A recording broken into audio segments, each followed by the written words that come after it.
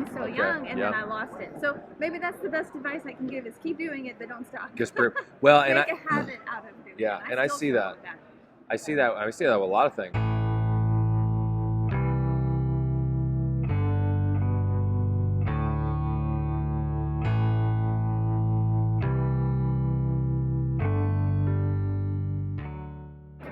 Hey everybody, welcome to Contra Talk. My name is Richard, and you can see I'm here back again at the Fight Left Feast.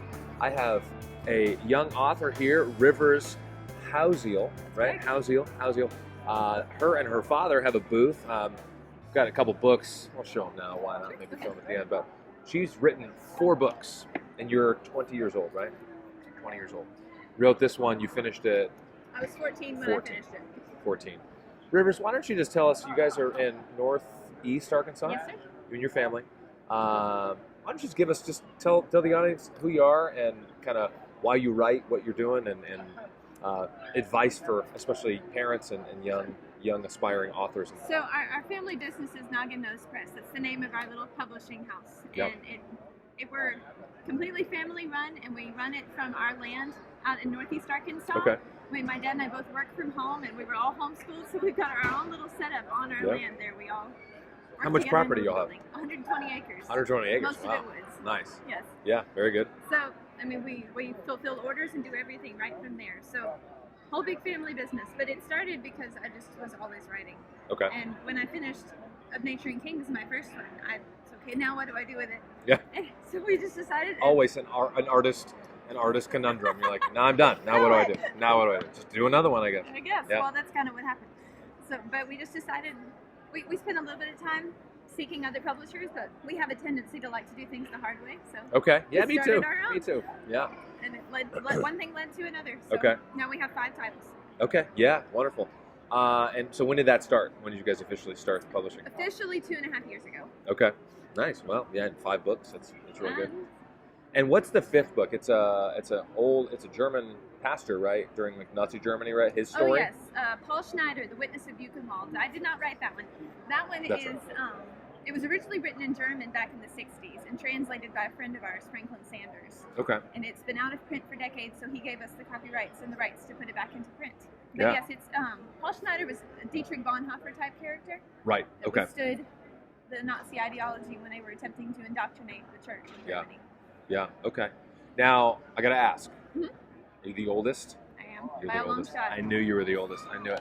My wife and I are the oldest of of us. Uh-huh. And then of course we have 4 children, but only one of them's the oldest. So. Right. But the oldest, I won't use her name just for whatever reason, but she's 12. Great, and she loves to read and write. And I called my wife last night just to say goodnight, and because they're not here at the conference, and she was upstairs reading. Everybody else was watching a movie. And so, I hated reading though. I mean, I've always been artistic and drawing and things, but I hated reading as a kid. Really? And when I came to faith, and I think the Lord changes certain things in certain people, I stopped really caring about sports and I started caring about reading. Now I feel always behind because I've not read most of the classics. I felt like Jock Knox yesterday. The panel, see that? He's like, why do I need to read Beowulf? Why do I need to read this? Excuse me. So, no, that's good. What is some advice you would give to my daughter or little girls and boys like them or like her that they want to do what you're doing or at least kind of funnel in and they have an idea? What did you do? What have you seen? You've probably talked to other artists, writers, designers, things like that. Well, it's going to sound cliche, but it's the truth. You have to read and you have to write. I mean, it's like there's nothing for it but to do it. Yeah. I think one of the worst mistakes I made, and this from my own experience, I finished writing my first one, Of Nature and Kings, and then I took 6 months off to think about my next book. Yeah. And I regret that so much because I had built up a habit of writing every day. Being so young, and then I lost it. So maybe that's the best advice I can give: is keep doing it, but don't stop. Well, make and a habit out of doing it. Yeah, and I see that. I see that with a lot of things. I mean, even with schooling, if you like high school and you're like, oh, I want to go to college, but where do I go? And then you kind of take a break, and then maybe you finish, and then you take another break. Well, maybe I need to do my master's, or for pastors, you just keep going. Oh, should I do more? It's hard to start again. So, yeah, no, that's good. So you all do, everything is in-house. Yes. You have a project you're working on. What are you working on now? Trying to decide. Okay, yeah. Because when I was, about the time I was writing of Nature and Kings, I started all these little books, and I feel like the rest of my year since has been finishing all those books. Yeah. So I have to decide which one of my starts I want to finish next. Yeah. Might be another fiction fantasy, we'll have to see. So talk about this book a little bit, then. Okay. Yeah, sorry. Talk about this book because, again, you finished this when you were 14. It's very, not in this form. well, but yes. yeah, that's right. You guys did edit it, right? It's undergone some serious revision, but Okay. yes.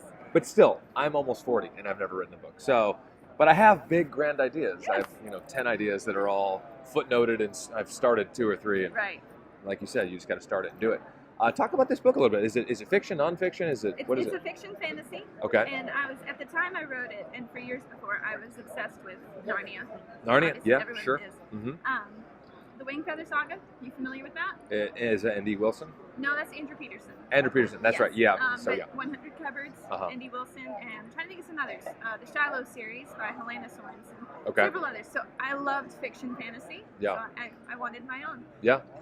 So is it pretty much like Narnia in the sense of children characters, main character, like adult characters, or The main character is a lot of 12-year-old mystical boy. animals and all that, or No talking animals, Okay. unfortunately. I had somebody ask me about that yesterday. that's all right. No, I wasn't that creative. Yeah. But no, the main character is a 12-year-old boy, but it's really about his family. It's not just a single Okay. character.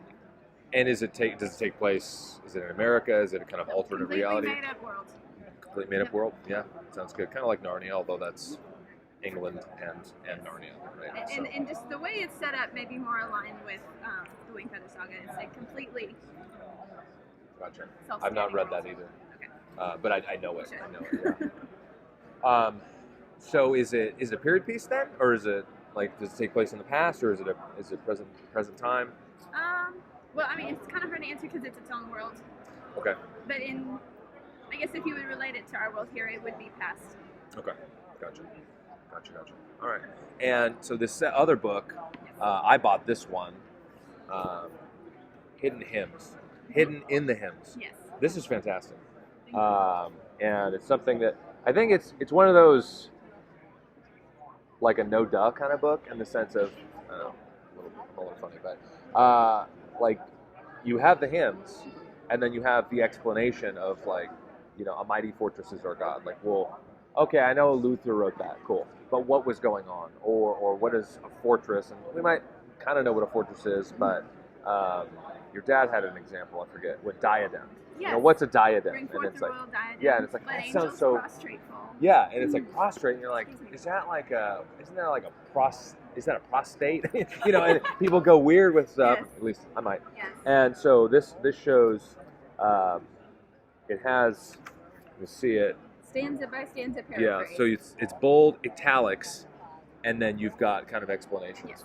Yes. So what prompted you then? Because again, like I said, I picked this up, go through, and we generally sing hymns at our church, and church I pastor, with the kids, and I'm inconsistent, and then therefore the family's inconsistent. So we'll kind of do this and memorize some psalms, and then we'll forget this, and then do that, and sing songs. But a lot of it is, hopefully, my plan is at least to maybe once a week or a few times a week read through a psalm or rather a hymn and explain it. Yes. And so that's why I bought it. So hopefully, I think it'll be very helpful. But I hope what so. prompted you, Rivers, to write that one? My own experience growing up with them. My church, I grew up in a CREC church, little tiny Okay. one, and so I grew up with the Trinity hymnal. They Okay. were singing the really old hymns, and I always qualified they were old. When I'm saying old, I mean like centuries. Yeah. Not the ones Bill Gaither wrote in the 60s. Right. Not like 20 years old, like hundreds No, like of years old. real old hymns. Yeah. And I had to sing them. I loved them for the music, and Yeah. just they're just fun poetically, even to a child who loves books and reading. Right. But I had to sing them for 10 or 12 years before I knew what they were talking about Mhm. in any real sense. Right. Because the grammar structure, the archaic wording, there's a lot there for a young mind to process. So Yeah. I wanted to help children come earlier to an appreciation of what they're talking about than I did. Yeah. And it's not at all an attempt. I always like to say this. It's not at all an attempt to modernize the hymns, contemporize them. Yeah, I remember your dad said that I too. know Yeah. there's a movement now to take the old hymns and put them to new tunes, add new choruses, I guess, I don't even know what they do to them. That is not what this book is. Yeah. It's merely paraphrased so that the next time they sing the original wording, they have a word picture in their head and they know what they're actually saying. That's good. And I mean, it's. I mean, in one sense, that's really. I mean, I move expositional, just verse by verse. I think that's probably the most effective way to preach. I mean, there's certainly times that we need to do, topical series or whatever. But the Spirit wrote the Scripture in a particular way and explain it, right? And I feel like the more and more I preach, the more I see a lot of this is just explaining what's going on in the context. Who these people were, and I'm preaching through Acts at the church I pastor, and Phrygia and Pamphylia and Antioch and this, and Barnabas is here, and why did Paul and Saul and that switch, and there's all these things going on. But and I've actually preached a few sermons on songs and just kind of explaining it, and well, these are being told, the verses are here and there, but that doesn't happen all the time, and especially when you're singing 3, 4, 5, 6 songs every service, right. It's like, wait, what does that mean again? What's a diadem? Yes. Is that like a diamond? Is it like a crown? Like what? Is that somebody's name? And so yeah, that's wonderful. You have 2 other books. Briefly, just tell us about those, and we'll. Okay, well, another one that we released around the same time as Hidden in the Hymns is called Credo, Okay. Creeds, Confessions, Catechisms, and Covenants. I wanted a collection of all of those church history documents in those categories. Not like all that's ever been, but a pretty thorough. Right, but the big ones. More than just the Westminster Standards. We've also got the 1689 and the Scots Confession. More lesser known, broader, both Baptist, Presbyterian, some early Lutheran ones, all in one volume. Okay. So they're all handy in one thing. And also, I wrote historical context for each one, a brief introduction, to link them together, show who wrote this, what was going on, what was the church doing at this time. Yeah, and that's something. I mean, I love history a lot for that reason, because, and really, I mean, that's what the Bible is, a history book too, like anything else in a lot of ways. And so when we see that, we understand that's actually makes a lot more sense, because people will look back at our time and think, why were they allowing this or not doing that or saying this or not saying that? And it's like, well, it's because of these things happening in the culture. Why are people confused about what a woman is? Like, that's insane. Well, it's because there's this, and this politically and these other things going on. Right. So now we have to have these discussions and these sermons or these papers or whatever books written about, or the Matt Walsh, documentary, What is a Woman? Like 100 years from now, people are going to look back and be like, what? Like, what is, I don't understand. Like, it's going to come back around, because insanity, to quote Doug Wilson, what is that? I think he says stupidity is not a strategy or something like that. Anyway, and it's true, but it causes a lot of ruckus. That's 3 books. What's the last book? 4th book? Just came out like 2 days before this conference. Okay. It's called The Nice. Thing Is. It's my collection of short stories that I've been working on for several years as well. Okay. It's 5 of them. So it's a little slim, little hardcover book. Yeah.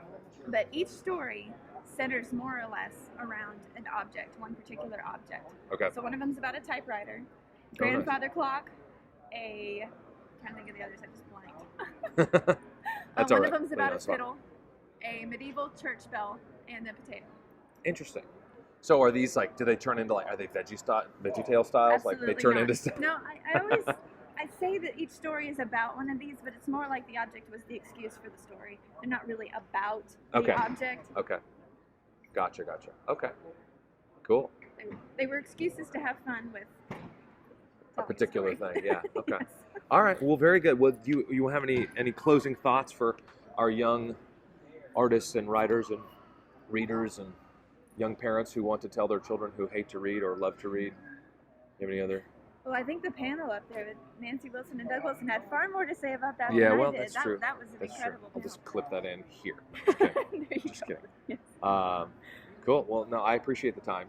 Thank you so for much. having me. And yeah, so where can everybody find if they want to buy Hidden Hymns? This is my personal favorite at the moment because I'm biased. That's the only one I have. What's y'all's website? Nogginnose.com. Nogginnose.com. Spell both words back to back. No hyphens, just your noggin and your nose.com. Okay, I like it. And it's Yes. Nogging? No, No just G. it. Noggin Okay, Nose. there we go. We'll put the link in the description too. So, well, thank you so much. I appreciate Thank the you time. for having me on. Appreciate it. All right, y'all. You guys go check out Nogginnose.com. That's right. Nogginnose.com. Get the hidden in the hymns. I like to say hidden hymns, but hidden in the hymns. and all the other books there. And you probably got a lot more stuff coming. Maybe you should Hopefully, we maybe got Ken plans. and Press will pick you up too. You never know. It's possible. So. Yes, so join the do email that. list because we do have plans for more. Okay, wonderful. Well, I hope this was a blessing, and y'all take care. See ya.